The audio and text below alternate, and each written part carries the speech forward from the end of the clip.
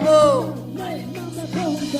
الهلی حرام چی بده به وفای سیرتی ته بزه بده دخش رو گیرنگی موهی من دخش رو گیت سرازه دید ما باید دادم در دنیا که نوی سخت میگی تره دوست داشتم وقتا که فهمیدم رکی اوشه داری بچید اکور نمکی بل حواس قتیل دمون خنده ندید عشقی مدت زور به نکردی مرا پیسان ده خیال کردی خشبختی قتیل برمنی بستن ده بایی فلت آینده نداری خدام دانه حرام ده چی خیلی من بری نم فوری دیگه مدن نکت نوزه ایشوا ایمت ده نصیحت اکه فهمیدی مشتگی ده همه جو تره حقارت کنم آخی ته کسافت مرا مجبور میکنی تخش رو گیو را دیدی ده اسکم کردی خیانت بل حواسی حرامی ده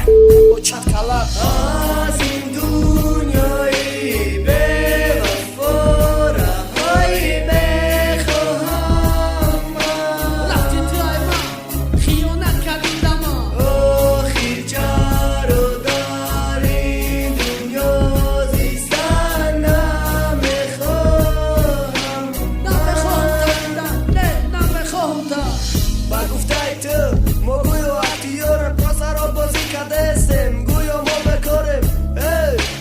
گوش که شیارت بود اولیش برپا کردم بعد جواب که منتظر تشیدم منتظر که نخدو بنامه کشیدم آخه بنامه که نخدو پشت تخش وقتی را ندیدم هیچ وقت اوه مکشم برات اوهم بگیرم خدو بابای رومی جو رپ سر کن از برای چی سر کن عاشقی را